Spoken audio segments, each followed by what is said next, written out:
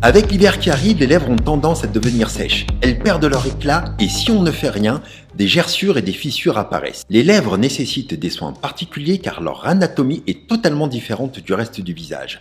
Et aujourd'hui, nous allons parler de leur spécificité, des ingrédients à rechercher dans les produits cosmétiques, des erreurs à éviter et bien sûr mes recommandations de produits tels que les sticks, les baumes et les masques spécialement conçus pour les lèvres.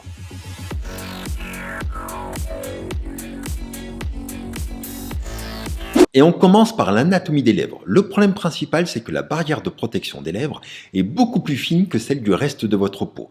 Et vos lèvres se déshydratent très vite. Il n'y a quasiment pas de stratum corneum et le vent, le froid, l'air sec font des ravages en hiver. Les lèvres ont des glandes sébacées que l'on appelle glandes de Fordyce, mais elles ne sont pas reliées à des pores. Et quand ces glandes deviennent superficielles au niveau des lèvres, elles peuvent causer une gêne esthétique. Mais même si des glandes sébacées sont présentes au niveau des lèvres, elles ne sont pas aussi efficaces que pour le reste du visage et sont insuffisantes pour garder toute l'hydratation requise dans des conditions hivernales. La particularité des produits spécifiques pour les lèvres, c'est qu'il y a certains ingrédients que l'on retrouve tout le temps et malheureusement, ils peuvent vous créer des irritations ou des allergies. Les ingrédients les plus courants sont l'huile de ricin que l'on retrouve sous le nom de castor oil ou Ricinus communis, la cire d'abeille, le propolis et bien sûr les parfums. Ces ingrédients, on les retrouve partout et surtout dans les sticks à lèvres, car les fabricants doivent avoir un point de fusion parfait, c'est-à-dire que le stick ne doit être ni trop liquide ni trop solide. Et c'est pour cette raison que l'on retrouve souvent les mêmes cires et les mêmes huiles végétales. Après, ces ingrédients ne sont pas mauvais, ils sont même sûrs, sauf qu'ils peuvent irriter vos lèvres. Il faut simplement être attentif à la réaction de vos lèvres lors de leur application. Les ingrédients pour lesquels il faut se méfier, ce sont les filtres solaires chimiques douteux. Pour ce qui est des huiles minérales, il s'agit d'un vaste débat. Pour les cosmétiques classiques, les huiles minérales ne posent aucun problème. Mais au niveau des lèvres, c'est bien différent, car une partie du produit peut être ingérée. Il est possible que des huiles minérales de mauvaise qualité puissent contenir des MOSH, c'est-à-dire des hydrocarbures saturés et des MOA, des hydrocarbures aromatiques. Leur risque précis n'est pas encore très bien établi, mais on soupçonne fortement les MOA d'être cancérigènes et les MOSH de s'accumuler dans les organes. Je tiens à préciser que ce n'est pas parce qu'un produit contient des huiles minérales qu'il va forcément contenir des MOSH ou des MOA. L'autre chose, c'est qu'il est important d'avoir un antioxydant dans la formule des sticks lèvres pour protéger le produit. Et il est toujours préférable que le stick lèvres contienne de la vitamine C ou de la vitamine E plutôt que du BHT ou butylhydroxytoluène qui est un ingrédient suspect d'être un perturbateur endocrinien. Pour ma part, je ne choisirai pas de stick lèvres contenant du BHT ou des huiles minérales car on peut s'en appliquer de nombreuses fois dans la journée et le risque d'absorption est grand. Mais pour ce qui est des baumes ou des masques à utiliser la nuit, le risque d'absorption est moins important et je continue à utiliser des produits contenant des huiles minérales. Mais ce n'est que mon point de vue. Maintenant, une question qui a défrayé la chronique il y a quelques années, c'est peut-on devenir accro aux stick lèvres ? Souvent, à partir du moment où on prend l'habitude d'utiliser un stick lèvres, on ne peut plus s'en passer. On aime l'odeur, la texture et cela devient une habitude. En fait, on a l'impression que nos lèvres sont devenues dépendantes aux stick lèvres et que nos lèvres ont toujours besoin de plus d'hydratation et on ne peut plus se passer de leur application toute la journée. Pour éviter cela, mon conseil c'est de commencer à hydrater vos lèvres tôt avant que les lèvres deviennent très sèches et d'utiliser des sticks lèvres sans excès, pas la peine d'en appliquer 10 fois par jour. Mais pour en revenir à cette histoire de dépendance, il est possible que vos lèvres s'habituent à l'application de stick lèvres car l'hydratation des lèvres est un équilibre précaire, beaucoup plus fragile qu'au niveau de la peau du reste du visage. Une autre explication possible, c'est que votre stick lèvres va vous créer une légère irritation qui peut avoir pour effet de vous inciter à l'utiliser plus souvent. Et cela va créer un véritable cercle vicieux, raison pour laquelle il faut être très vigilant sur la composition des produits spécialement conçus pour les lèvres. Maintenant parlons de quelques erreurs à ne pas faire. La première des erreurs, c'est de suivre les hacks que l'on peut voir sur certains réseaux sociaux, comme l'exfoliation. L'exfoliation n'est absolument pas nécessaire au niveau des lèvres. Comme on l'a vu au début de cette vidéo, l'anatomie des lèvres est complètement différente du reste de la peau du visage.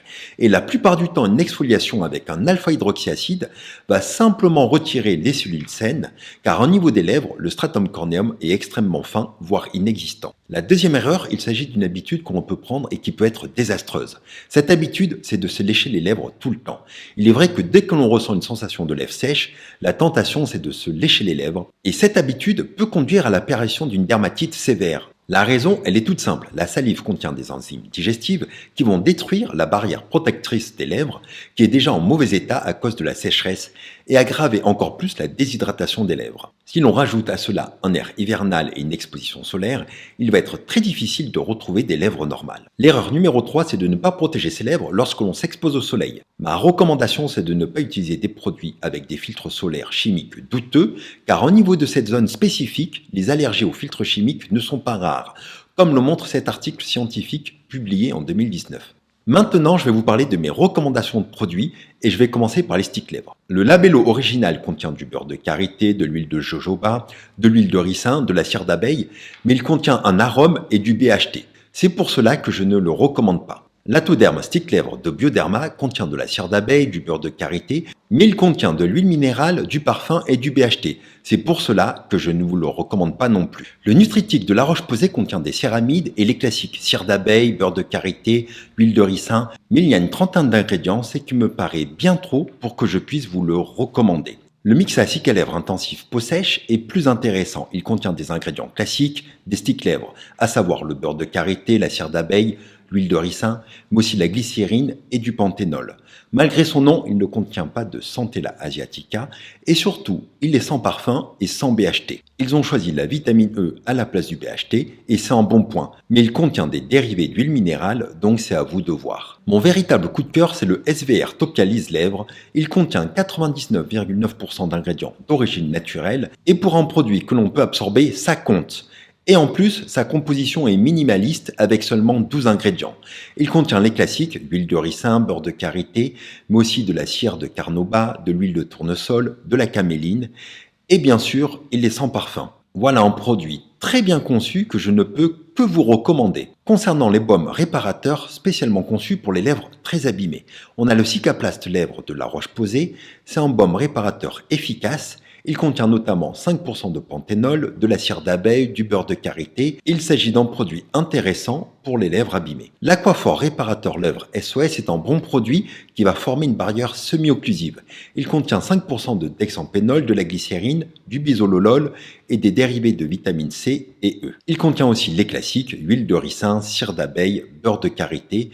Il s'agit d'un bon baume pour les lèvres gercées. Mais comme pour les sticks lèvres, ma préférence va vers le baume Cicavit Plus spécial lèvres de SVR. Il contient de l'huile d'amande douce, de coco, de ricin, de la cire d'abeille, du beurre de karité, des sucres prébiotiques. Ce produit est sans parfum et il est excellent dans le traitement et la prévention des lèvres sèches. Maintenant, je vais vous parler des produits à appliquer le soir de mon point de vue, car ils ne sont pas forcément étiquetés comme cela. Les produits que l'on met la nuit sont vraiment intéressants car ils permettent d'hydrater la peau plusieurs heures. C'est vrai que pendant la journée, on parle, on peut porter des masques, on est beaucoup plus actif et utiliser en baume de nuit est une véritable opportunité pour hydrater ses lèvres. Et mon conseil, c'est que si vous souhaitez hydrater encore plus vos lèvres avant d'appliquer un baume de nuit, vous pouvez utiliser une lotion ou un gel contenant beaucoup d'humectant. Le Nux Rêve de Miel est un bon produit, il contient de la cire d'abeille, du beurre de karité, du miel, des huiles végétales et des huiles essentielles qui lui donnent son odeur.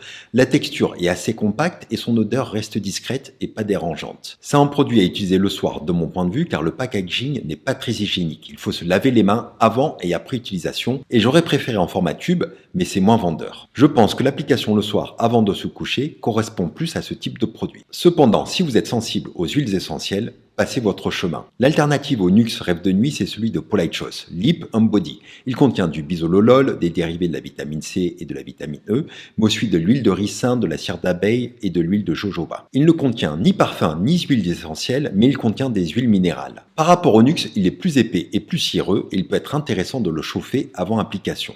Il s'agit d'un excellent produit à appliquer le soir. Maintenant, un produit dont je dois vous parler, c'est celui de la neige, le Sleeping Mask. Il s'agit d'un masque très hydratant, il contient de nombreux émollients, du bêta-glucan, de l'huile minérale et aussi du beurre de karité. L'inconvénient majeur, c'est qu'il y a du parfum et des colorants jaunes et rouges. L'autre reproche qu'on peut faire, c'est qu'il donne un aspect très brillant aux lèvres après application. Le petit plus, c'est qu'il est vendu avec une petite spatule qui est toujours utile pour l'application. Et je dois dire que je suis un peu déçu de la formule pour le prix qui contient pas mal d'irritants. Je vous remercie et n'hésitez pas à partager vos propres recommandations de produits pour les lèvres sèches en commentaire.